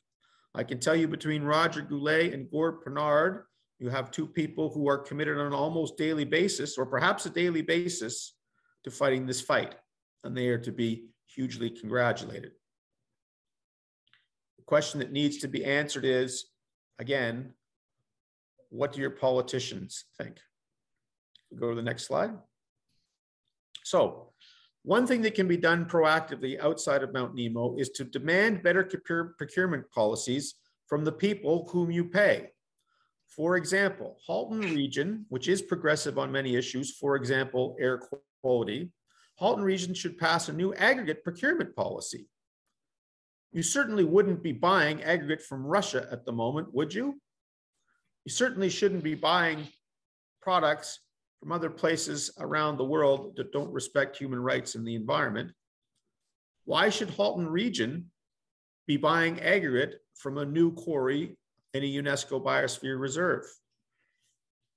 We should be demanding that projects will not use aggregate from the Greenbelt for any of these proposed 400 series highways, not that they should be approved anyway. Happily that there's a movement that is addressing all this, and that's DAM, or the Reform Gravel Mining Coalition, which is one of the new driving forces of environmentalism in Ontario. But that is something to ask your politicians. Why am I investing my tax dollars in infrastructure projects that is blowing a hole in the escarpment? You have the next slide, please. Truck traffic, something that's rarely associated with the real costs of aggregate mining. People talk about close to market, and that's true. Sometimes quarry operators are lucky and they find a project or a customer close to market. But that is not always the case. In two large aggregate quarry hearings that we did up on the Niagara Escarpment near Duntroon, Ontario, we were advised that trucks go as far as Oshawa or Guelph to the west from up near Collingwood. There's absolutely no limit to where these trucks will take their loads. Now, according to OSGA and the figures that we obtained, there's approximately 164 million tons used every year in Ontario. If we get to the next slide, please. As Graham suggests, he probably has more recent numbers. I'm a rough numbers guy. Now, the average triaxle, as we call it, carries approximately 20 tons of material. The average truck is around 20, 25 feet long. I've said 30 feet long because they sometimes use bigger trucks. When you divide 164 million by 20 tons per load, you get 8,200,000 truckloads per year. Think about that. 8 million truckloads of aggregate in Ontario, most of it in Southern Ontario, most of it in the most highly populated areas with the most vulnerable populations with respect to air quality. That's what's trucking through our neighborhoods. Now, at a typical 30-foot length per truck, if you divide 82 million truckloads by a typical length of 30 feet, you get 46,000 miles of trucks lined up end to end. We have the next slide, please. Now, the circumference of the Earth is only 24,850 miles. That means if you took all the dump trucks in Ontario carrying aggregate in a year and you line them up nose to tail, that would mean Ontario dump trucks full of gravel would circle the Earth over 1.8 times. You can do the similar math for the trucks that will be coming and going from the Nelson aggregate plant if they're using their 2 million a ton annual extraction limit. Same math. You throw in a few thousand trucks for recycling and fill. The trucks from Nelson aggregate would stretch from here to Thunder Bay. You can have the next slide, please. Now, we're about to jump in to bed with the aggregate industry as taxpayers to build the Highway 413 and Bradford Bypass project.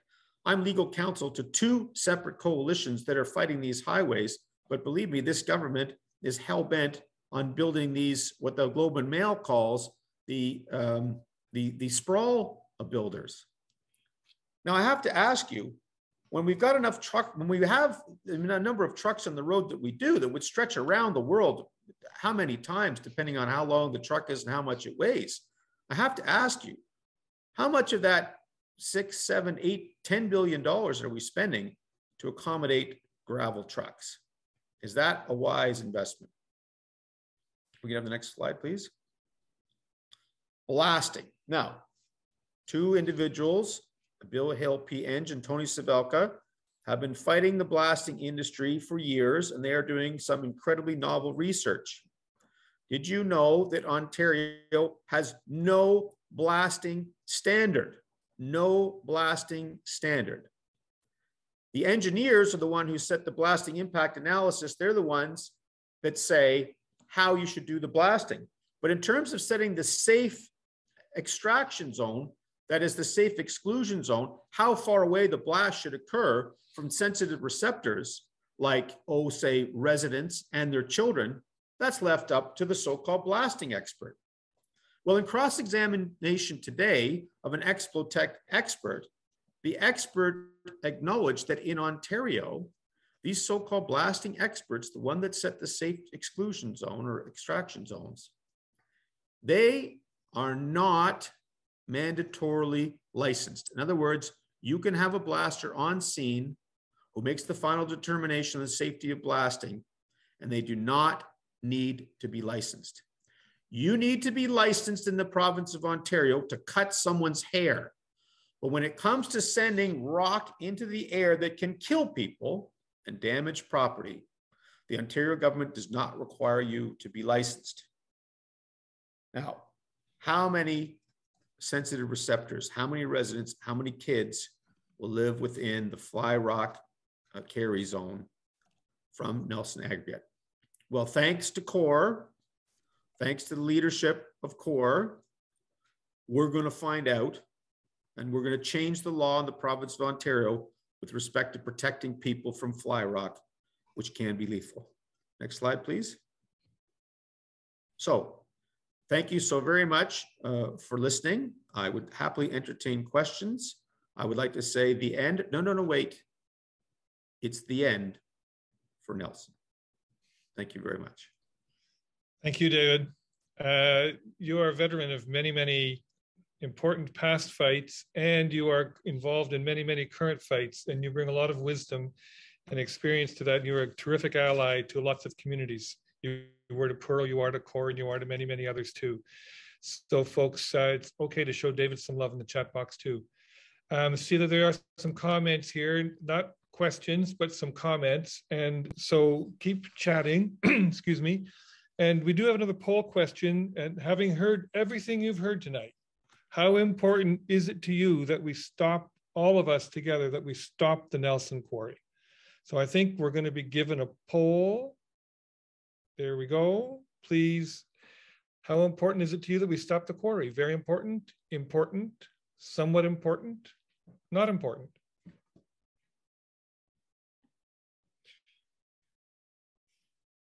You're all voting there. We're at 86 people having voted.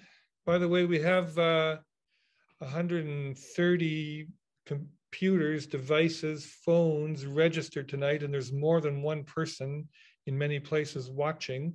And we know 315 people RSVP'd, and if you aren't here, folks, if you can hear me saying this and you aren't here, we will be sending you a recording of the meeting. So I think we've got a result here, and it's very important that we stop the quarry. There's a little bit of important, and there's nobody saying it's not important. So building on what David was saying to us, we're going to talk about the actions you can take to stop the expansion of the Nelson Quarry. So I think there's a slide, a take action slide. I think we're going to make the poll go away there. So and I think I'm going to be supported to put some things in the chat box as we go along. Okay, so folks, in the chat, we're going to put the sign up list. So if you're not already signed up as a to the core list, please do that. And we're going to be seeing the link for you to be able to do that. There it is in the chat box now. We're going to do what's called a phone zap. Now, a week from tomorrow on Friday, March the 4th, we're going to invite you to call the local MPPs, Parm Gill in Milton, because the Mount Nemo portion, Mount Nemo, the Nelson Quarry site and the immediate neighbors are in Parm Gill's riding. We're also going to phone Jane McKenna in Burlington because Burlington residents go to Mount Nemo.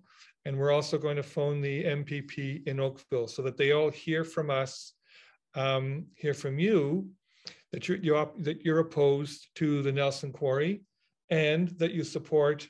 We're going to ask you to make two demands: that they publicly oppose the Nelson Quarry and that they support a moratorium on all new gravel mining approvals. So the way a phone zap works is you can sign up. You sign up, we're going to have 2 one-hour times where you can join online. We'll give you instructions on how to do it. And if you're not available for any of those group sessions and you want to phone just that day on your own, we're going to send information out to you on how you do that. It'll include phone numbers, a script, etc. We're going to organize you to phone local MPPs, also to phone Doug Ford's office, and also to phone the offices of the Minister of the Environment and the Minister of Natural Resources, which is responsible for the aggregate industry. So the link is in the box, is in a chat there, so that you can sign up for the phone zap. We are going to send an email out to you with all this information, so you're able to do that too. Maria, I hear you said, I see your comment that Jane McKenna is deaf on this issue. And I saw in the news very recently that she's decided she's not going to run for re-election, but she's going to run for regional chair. And I think it's very important for you, people in the community, to say to Jane McKenna that she will not be elected chair of the region of Halton unless she opposes the Nelson Quarry. So she may be feeling like she could be deaf to you as an MPP, but I think it'll be a lot harder to be deaf to you, or she'll be deaf to you at her peril in her hopes to become elected as the regional chair. In addition, you'll see in the chat that there are social media links where you can post comments, you can tweet and retweet, post Facebook comments, see what's on Instagram. All of this information will be sent out to you as well. David made the very excellent point that we're in a pre-election period, and in a pre-election period, candidates, sitting politicians and candidates who want to be elected are all much more sensitive to local opinion. So now is the time to put on pressure. So we're going to be talking about doing that. We're going to be helping you, organizing you to do that. And I know, Maria, you said Jane McKenna's deaf, but we got one more poll question. Do you think that MPPs Parm Gill and Jane McKenna should say no to the proposed Nelson Quarry expansion? So I think we're getting another poll up here. Do you think they should say no? Yes, no, not sure?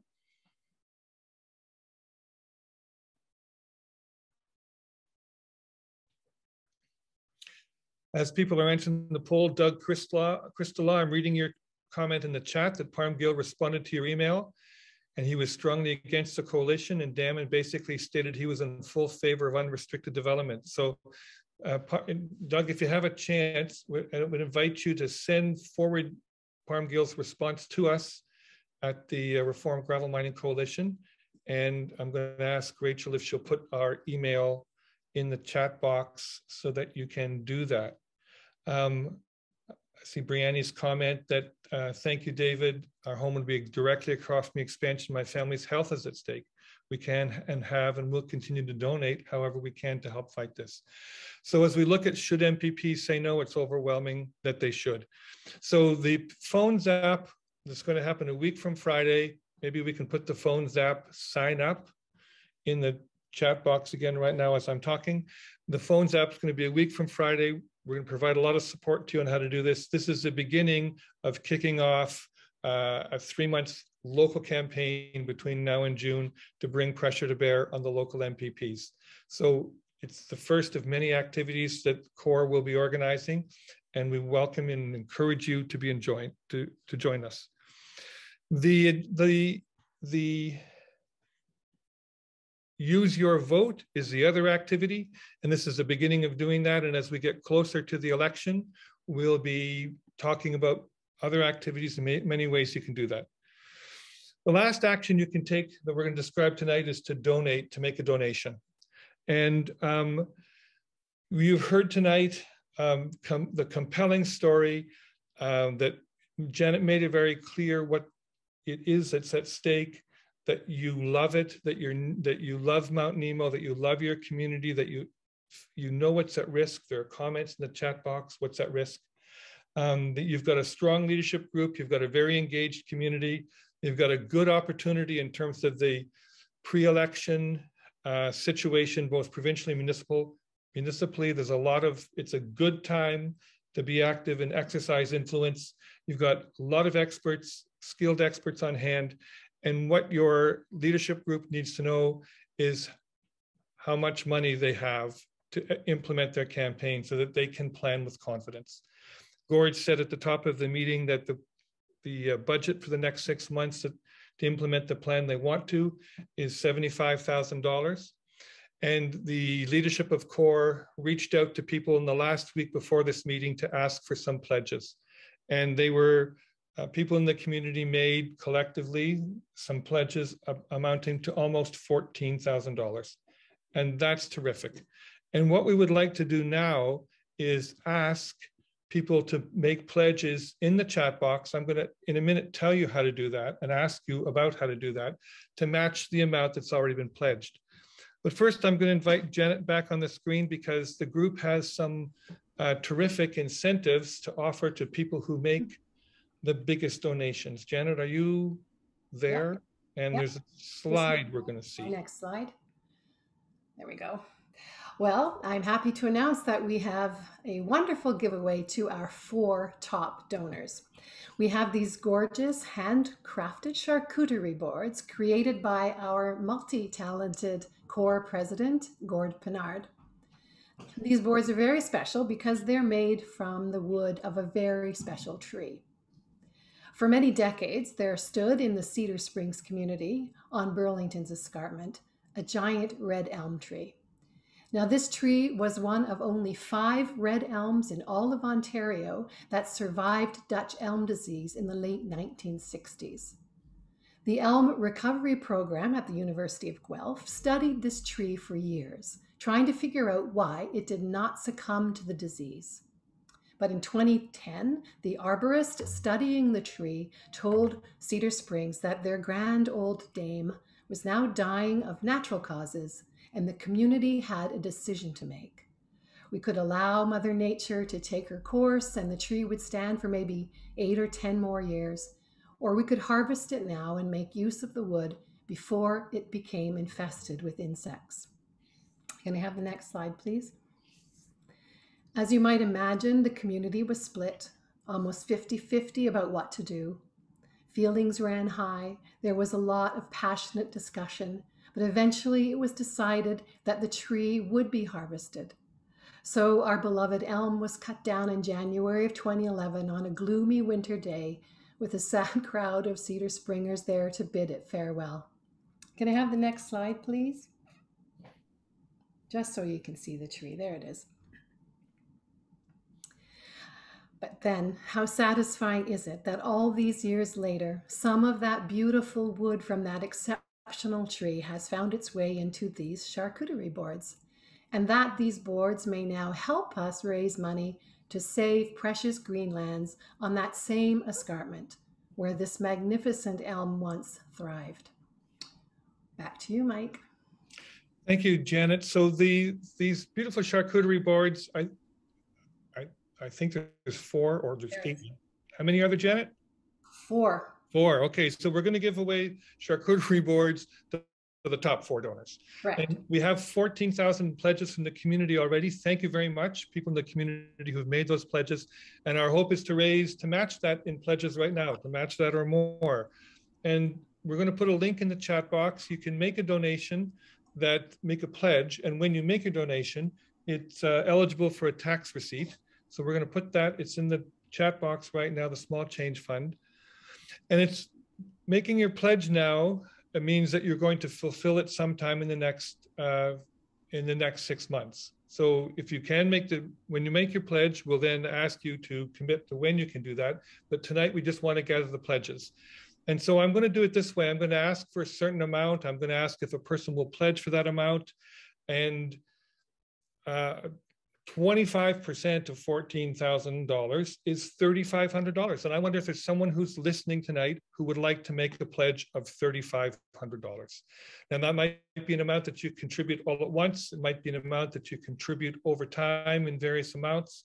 The Small Change Fund accepts donations through the website. They accept checks.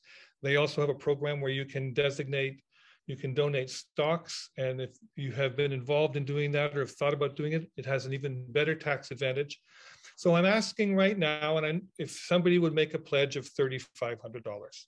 Now I know that you've got to think about it. You may need to turn to somebody who's sitting next to you at the computer. You may need to walk forward and lean over to the board and type that in. And so, Janet, I welcome a little conversation back and forth with me here while we're waiting to see if anybody would like to make a pledge of $3,500. That would take us 25% of the way towards our goal. It's kind of like a telethon, Janet. This is yeah. Well, what can I say? Raising money in the pandemic has been really, really exhausting for us because we haven't been able to have very many in-person events. As ever, the 2 garage sales were it. So.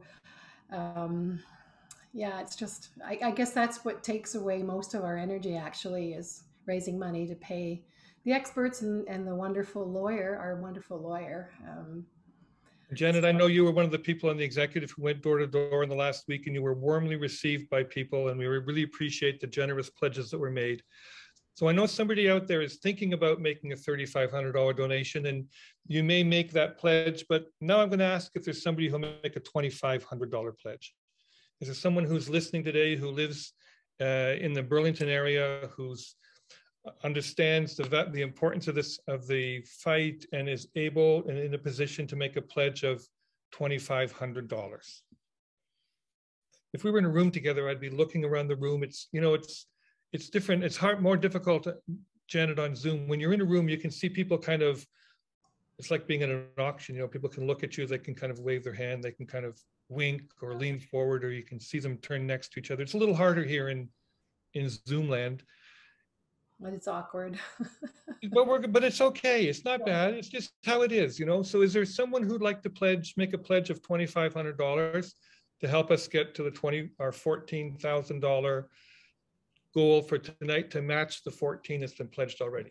All of that, by the way, will take CORE a third of the way in planning their budget, and it will really give them the confidence to make the next steps they need to do. The Gregs say, let's start with $1,000 from us. Thank you, Diane, for $1,000 to start us off. Is there somebody who'll pledge $2,000? That'll get us, will start to move us along, because 2,000 plus 1,000 would be 3,000. We're going to have to help me with my math here, Janet. I've got this many fingers and this many toes, but I think if you get your fingers and toes out, and maybe if there was an abacus somewhere, we could use that. Is there anyone who will pledge $2,000 towards the CORE campaign? Thank you very much, Diane. The Rubinoffs will pledge $2,000. Thank you, Rubinoff. So that puts us at $3,000. So we're almost a quarter of the way to our goal. Is there anybody who'll join the Rubinoffs and pledge $2,000? You know the Rubinoffs, Janet? Julie is our crazy basket lady. So crazy basket lady. Did she go by that name in public? I'm Julie, the crazy basket lady. She doesn't mind. Yeah, that's her nickname, because she's the person who's been created all those gift baskets that we've been selling in the hundreds. Terrific. So, go Julie. Well, and go the Longs. The Longs have just gone long and pledged $2,000 and said, "Go CORE, go." Thank you, the Longs. Janet, you might know what their first names are. I don't know. You don't? Okay, well, Longs. It looks like there might be a Brian Long there if I'm reading the name right. Thank you, Brian. I hope I got that right. And whoever else are part of the Longs. Is there somebody who pledged $1,500? We're already at 5,000. And that's taking us along the way. Danny says, thank you to the Gregs, the Rubinoffs, and the Longs. You're all amazing. Is there somebody who will pledge? Oh, sorry, Andrea, Brian, and Morgan are here too. Thank you, thank you, thank you, all the Longs. Is there someone who will pledge $1,500? That could be $500 a month for 3 months. That could be, help me out, Janet, $250 a month for 6 months, right? don't get me to do math. No? But you have to help me out here. You have to help me do my best, okay? So just have to fake it with me. Don't say you can't do it. Just pretend along with me. Right, $200 a month for 5 months is $1,000. $1,000. Is there anybody, and I know some people are out there thinking about this and you're talking to each other and it's hard to get to the chat board. Is there anybody who wants to pledge $1,500? Going once, going twice? How about $1,000? Is there someone who will match the Greg's pledge of $1,000?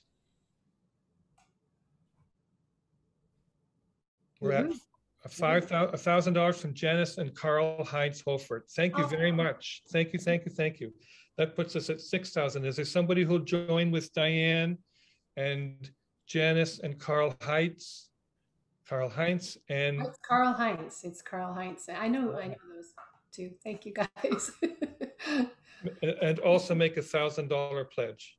Is there somebody who'll join the $1,000 pledge club? Going once, going twice. Now, even though I'm going to a different number now, if you decide you want to give a pledge at one of those higher numbers, that's okay. I'm going to ask our friends who are supporting the meeting to put the link, the donation link in the chat box again here. How about $750? Is there anyone who will pledge $750? And if a couple of people pledge $750, then I think that's $1,500, and then I think that's going to get us almost halfway there. So is there someone who will pledge $750? Janet, that story you told at the beginning, have you told that story before, or is that a first time? You mean the one about the sprouts, or the one about the? No, the one at the very beginning about what? No, I have, and I wasn't sure if people wanted to hear it again, but maybe that's the last time I'll tell it. I don't know, but. Well, it was very, very evocative. Thank you. And the bean sprout story was powerful too. Like I say, we're going to use that in other places. Yeah. Folks, is there anybody who'll pledge $500?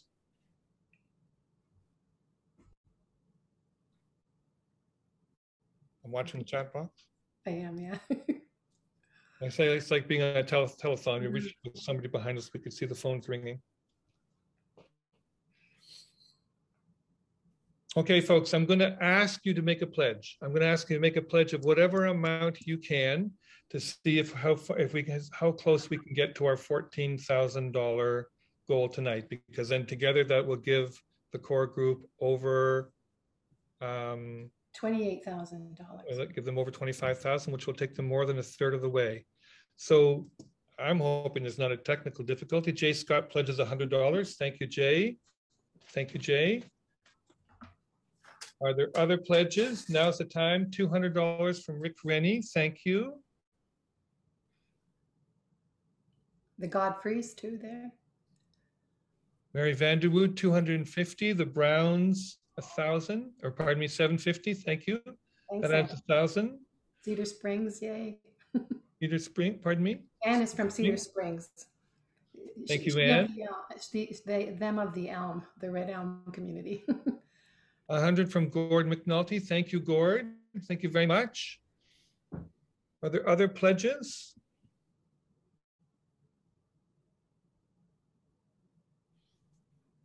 Folks, it's an important story that you're telling. It's an important story for you to tell in the future. It's the work that Pearl did many years ago, saved your community, and it's a real shame that you're having to do this again.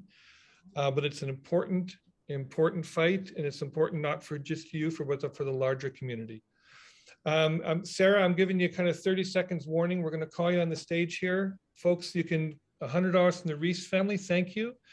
Folks, you can continue to make pledges in the next few minutes as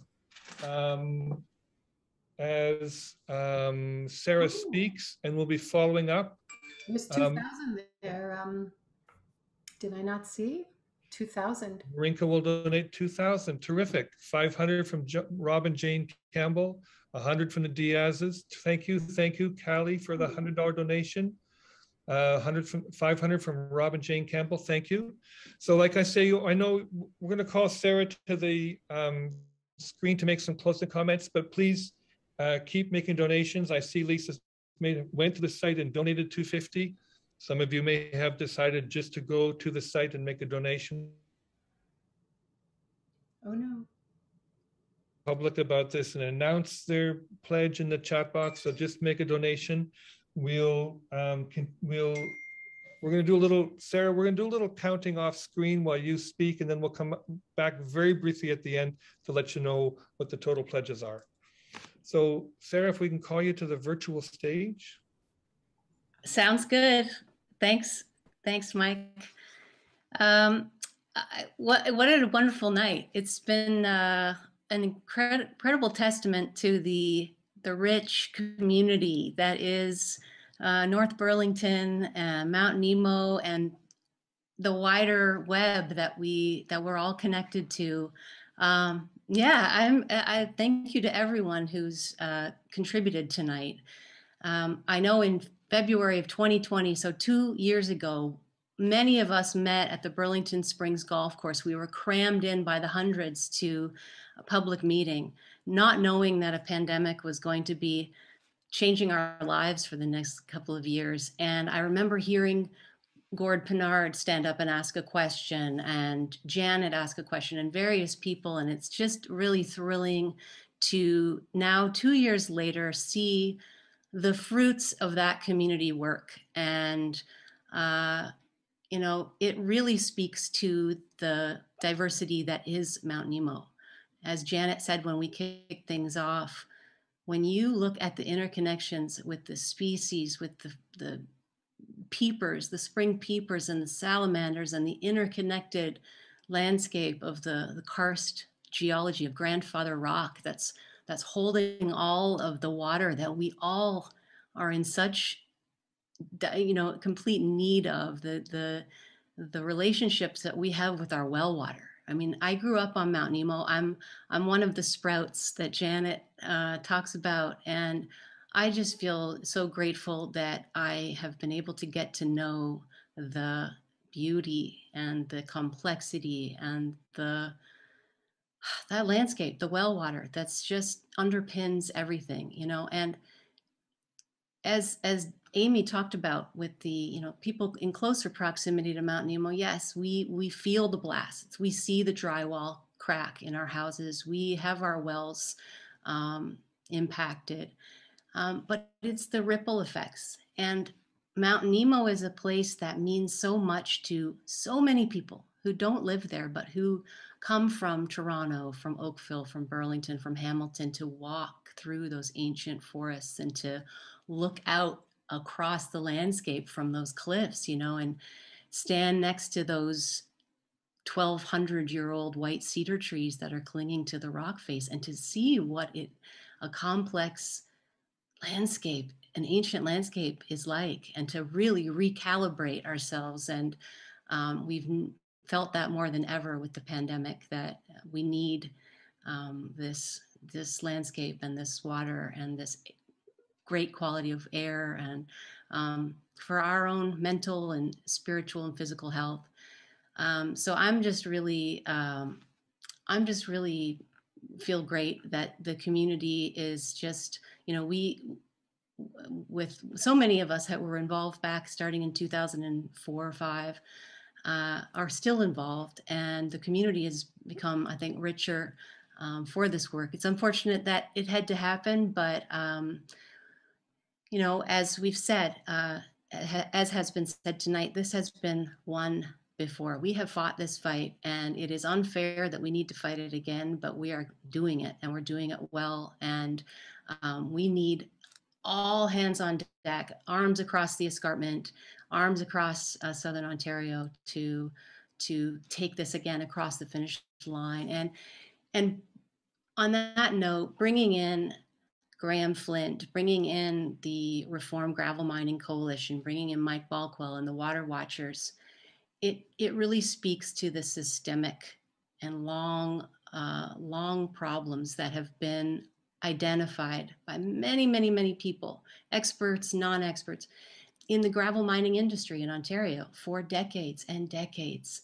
And here we are getting to the root of the problem with this coalition. So let's not have to fight this one again. Let's work out the systemic problems with this industry. Let's take a pause. We're very strong and very committed and passionate and skilled. And I just want to thank everybody for carrying on and doing this work. All volunteer, so much of it volunteer work. And thanks to the donors tonight. It's really, really helpful to get your support so that we can pay the biologists and the hydrogeologists and the ecologists and the lawyers and all of the incredible web of people that will march this one across the finish line one more time. So thanks for having me, and thanks to everyone for being here tonight. Back to you, Mike. And Sarah, we'll just add to your thanks. More pledges and donations came in while you were speaking. Of more than $11,000 has been pledged tonight to go with the 14,000 before, so that takes us to 25,000. That people can make more contributions later. Thank you. That's a good, healthy start that'll help the leadership plan with confidence. Pardon me. If you want to donate at a later time, you can. The link is there. A couple of people have asked about how to mail a check in, and so we'll send all that information out in an email following up as well. I think you said thank you, Sarah. You get to absolutely have the last word. Back to you. Oh, I do? Okay, well, my last word is just a big thank you from everyone, and to keep the faith. My mom, Isabel, I think she may be tuning in tonight. She was at one of the first meetings in 2004 in Kilbride, and she has been a real spiritual leader, and knows that we can. We've done it before. We'll do it again. We will save this fountainhead, this precious, irreplaceable place for the next generations. So, onwards. Thank you. If they blow a hole in my backyard, everyone is gonna run away, and the creeks won't flow to the Great Lake below. Will the water in the well still be okay? If they blow a hole in the backbone, the one that runs across the muscles of the land, we might get don't know how much longer we can stand. We'll need to build some new apartments, and I know we're gonna have to fix the roads.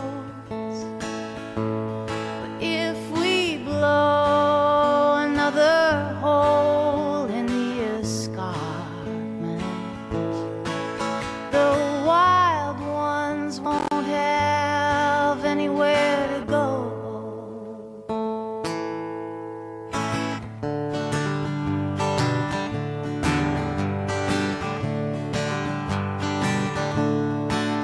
If they blow a hole in my backyard, everyone is gonna run away, and the creeks won't flow to the great lake below. Will the water in the well still be okay? And we'll keep driving on the blind line if we don't know where we wanna go. And even knowledge that sound can get watered down. And truth can get sucked out the car window. Truth gets sucked out the car window. We're 2/3 water. What do we really need but sun and showers, soil and sea? We're 2/3 water. The aquifers provide. Deep down in the rock, there's a pearl inside.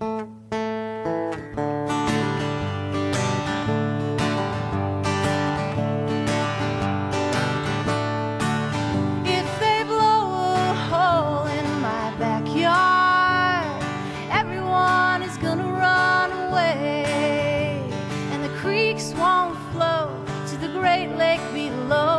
Will the water in the well still be okay? If they blow a hole in the backbone, the one that runs across the muscles of the land, oh, we might get a load of stone for the road, but I don't know how much longer we can stand. Oh, we might get a load of stone for the road, but I don't know how much longer